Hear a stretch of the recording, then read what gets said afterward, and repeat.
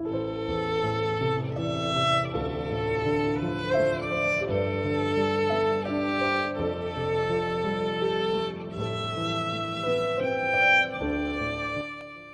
a tutti, noi siamo le Fadis Neris e state ascoltando Misteri dal Friul, la serie podcast che indaga sui delitti e i misteri del Friuli Venezia Giulia.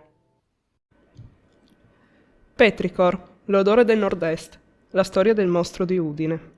Episodio 3, risvolti inquietanti.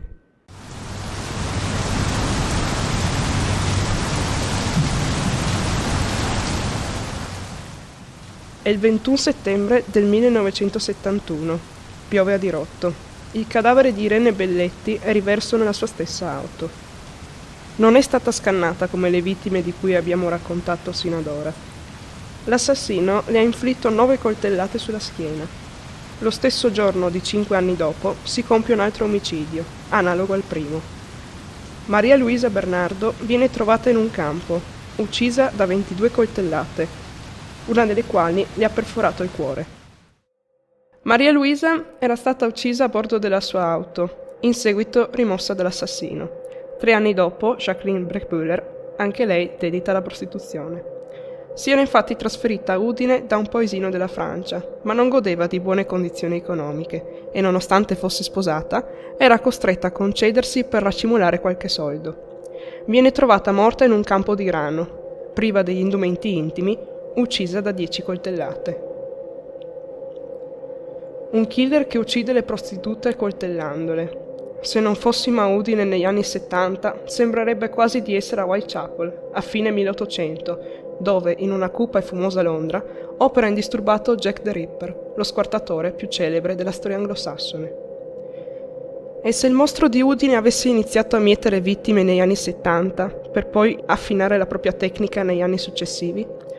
Questa ipotesi costringe gli inquirenti a fare un salto nel passato. Riescono infatti a rintracciare un cliente di Maria Luisa, che, quella fatidica sera, era appena sceso dall'auto della donna, la quale era pronta a far salire a bordo il cliente successivo. Ultimo cliente, a giudicare come si è conclusa quella terribile notte.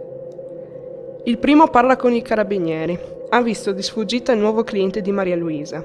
L'ha visto per una manciata di secondi. È al buio, ma saprebbe riconoscerlo. È un uomo biondo. Anni dopo, Eddie Sanson riesce ad avere un confronto con quest'uomo che chiameremo appunto il biondo. La tesi del testimone è avvalorata dal fatto che, effettivamente, sulla tappezzeria dell'auto della vittima siano stati trovati dei capelli e dei peli pubici biondi.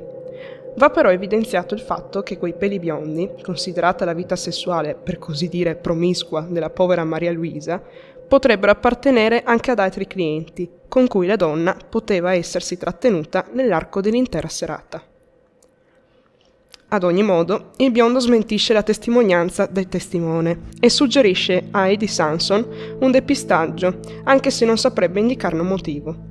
A questo punto all'ex carabiniere non rimane che interpellare il testimone del 1976, che contrariamente a ogni aspettativa si rifiuta di parlare, negando addirittura l'accaduto. Come mai ora quest'uomo non vuole parlare con i carabinieri?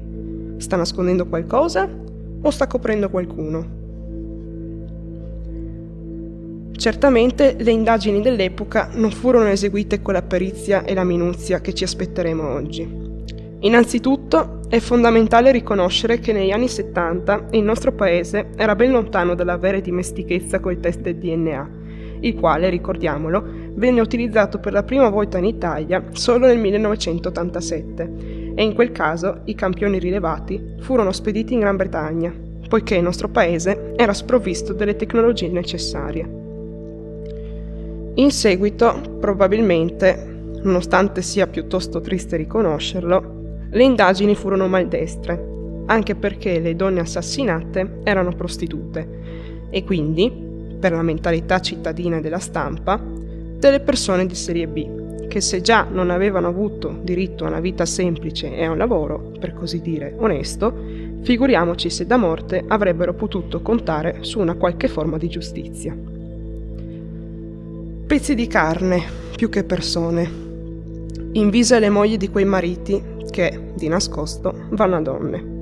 e derise da quegli uomini che di giorno le disprezzano e di notte vanno a cercarle.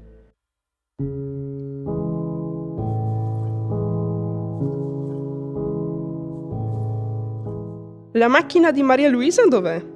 Perché non è mai stata consegnata alla famiglia?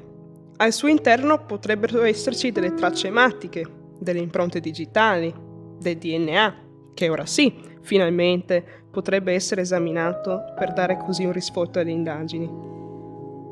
Ancora una volta è Eddie Sanson, che nella nostra storia somiglia più a Sherlock Holmes che a un carabiniere, a trovare notizie dell'auto della vittima, la quale però è stata venduta in seguito al mancato pagamento delle rate e anni dopo rottamata. Ancora una volta le indagini tornano al punto di partenza.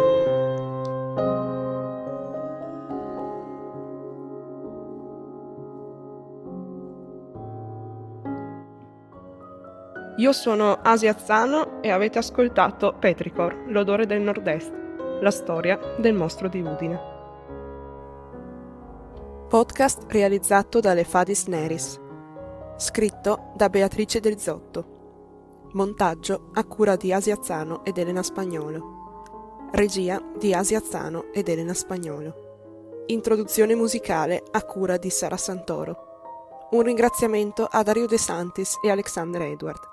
In coproduzione con il Digital Storytelling Lab, Università degli Studi di Udine.